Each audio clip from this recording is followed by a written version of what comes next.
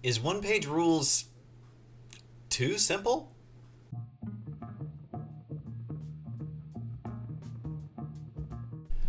I've been playing war games ever since I was a kid, and I understand I'm not as old as some of you out there, but welcome to the wargaming community. My name's Ronald, and if you've been hanging out around my channel, you know that, I've been playing Warhammer for about 20 plus years, and I'm, let's say, heavily invested in their system of rules and the gameplay, and I have an embarrassing amount of models that I've bought over the last 25 years. All of that to say, I really like wargaming, and I thought for a long time that meant I had to like exclusively Warhammer, until I ran into one-page rules. Now, one-page rules is a game. Now, it's a game that a lot of people do like to play, and some people like to play chess, and some people like to play checkers. And what seems to be is the people who play chess can tend to look down on the people who like to play checkers. And people who just really enjoy checkers seem to look up at people who play chess and go, why are you having such a hard time over there? Here's the deal. I'm not trying to say that one is better than the other. Although I think I've made it clear that I kind of do think one is better than the other. What I'm trying to say is that Warhammer and one-page rules are different, even though they are the same. Both are games, both are war games, both let you paint little miniatures and move them around an exciting board or your kitchen table, whatever it is. And honestly, for me, they both really scratch that itch that's a lot of fun, of getting to play in a fantasy world and roll some dice and use some measuring tapes. But what I've discovered is there's a pretty big difference between the two of them. Let me explain a little bit more. Talking about Warhammer specifically, I bought the Dominion box set when it came out. So 3rd edition Age of Sigmar seemed really cool to me. One of my daughters took all of the goblins, and the other daughter took all of the Stormcast Eternals. When you're nerd dad, you raise nerd daughters. Congratulations, this is just how the world works. We have been playing with Warhammer Age of Sigmar 3rd edition on and off for the last couple of years, and it's been fun. We've enjoyed it. But something that I have also really begun to enjoy a lot is one-page rules. One-page rules has a starter set just like Warhammer does. It's the Duchies of Vinci versus Beastmen in their starter set. Rest in peace, Beastmen. And so this is a big deal because you get the same kind of thing, right? You get miniatures and you get rules from your gaming company, and you can play a war game. Oh, there is something that I must absolutely have to point out to you. Do you see this little button that says download for free? That's crazy talk. And for me, when I first found one-page rules, I thought, oh, okay, well, this is just going to be like a lame little free game. Reader, it was not a lame little free game. I really enjoyed it. When you download either Grimdark Future or Age of Fantasy rules, this is basically what it looks like. It says 1 page of rules, but let's be fair, it's a front page and a back page. Okay, so you do have to either print 2 pages or print 1 page front and back. Whenever I use this, I print 1 page and the other page. I don't want to be flipping back and forth. Now, if you play Warhammer, you should be familiar with this concept. You buy first the core rules, which is a thing, and then you buy your codex to go along with your army, and then you probably want to download the quick start guide for easy reference, and then you want to have the rules commentary to make sure that you know what's going on, and then you need to download the balanced data sheet slate to make sure that you have the most recent rules changes to your thing, and then also you need to have the Minotaurium field manual because, oh my goodness, there's so much to know. Look, more doesn't necessarily mean better. Okay, so let's compare the two, because this is, I feel like, the normal comparison. Warhammer versus one-page rules. All right, so in Warhammer, whenever you want to hit something, right, you have your guy, and they have their laser, and they're shooting at something. What do you have to do? Well, you have to hit roll, and the wound roll, and you have to compare the toughness and the strength, allocate the attack, obviously, and then you have the saving rolls, and then you inflict damage. Which is mostly the same for combat, minus, instead of ballistic skill, using the combat skill, right? For one-page rules in Grimdark Future, it is the shooting and melee are the same. They have a quality. Each unit in the game gets a quality test. So the quality might be, let's say, 4 up. And if it's 4 up, you have to roll. I talked about this in my last video, which you can go check out here. I love that this is not needlessly complicated. You have a person who has a weapon. They use the weapon. Does it hit or not? Does it wound or not? It's one roll that figures that out, not 3 rolls to try to figure out if you hit, wound, hit, actually penetrated, got there, and then got through the armor. I find Warhammer to be needlessly complicated. But some people think one-page rules is needlessly simple. So let's explore something, shall we? Let's explore the Battle Brothers from one-page rules. Now, you can probably tell who the Battle Brothers are trying to be, but I digress. Here is a simple thing for Battle Brothers. They have a very easy stat sheet. This is basically one-page rules version of a data card, right? Battle Brothers, their quality is 3, their defense is 3. They have 2 types of weapons, a close combat weapon and a rifle, right? That's what they have. In fact, let's explore this on their army builder. Whoops. This is great. This is definitely what you want to see. Let's explore this on their army builder. How do I do the thing? I'm good at YouTube. Can I do? No. Yes. Yes. Okay. If you wanted to just your normal, plain, troop type Battle Brothers, that's who you would put in, right? And then you see everything come up over here. Quality of 3, defense of 3. That means whenever you have to shoot, they shoot on a quality of 3. You roll the die, and that means their attack goes through or doesn't if it's 3, 4, 5, or 6. When they get hit, 1 defense roll, 3, 4, 5, or 6 for them. You might be looking at this and going, this doesn't seem very complicated. Like, I'm not enjoying this all that much. Well, there is some depth. Let me show you what that depth looks like. So you have your Battle Brothers, but then you can add in your Sergeant, right?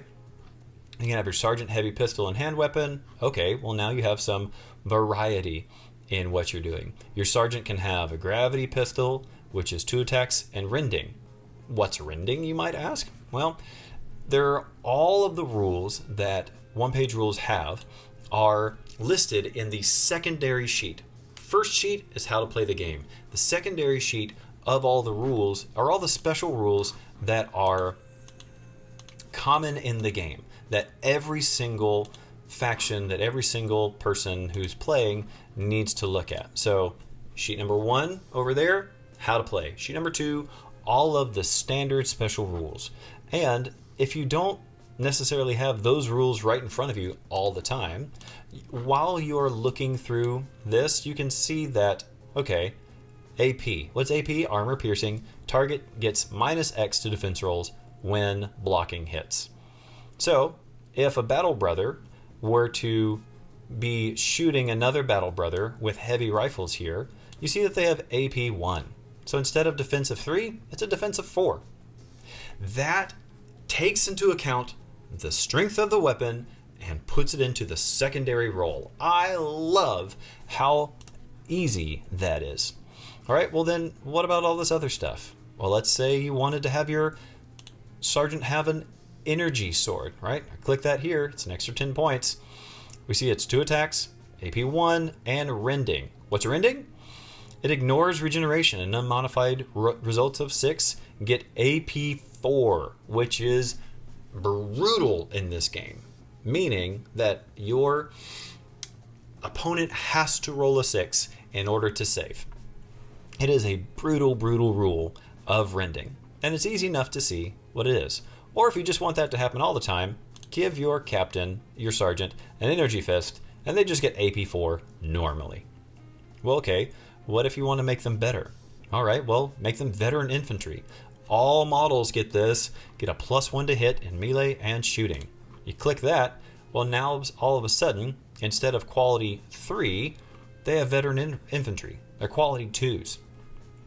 What if you want to make them have better? Okay, well, you can give them a banner so they can have +1 to morale rolls. You can give them medical training so that they can get regeneration. What's regeneration? Well, we just added this.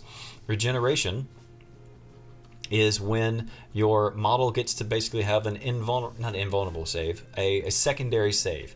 They roll once, and if they fail to save, they get to roll again and see if they can survive.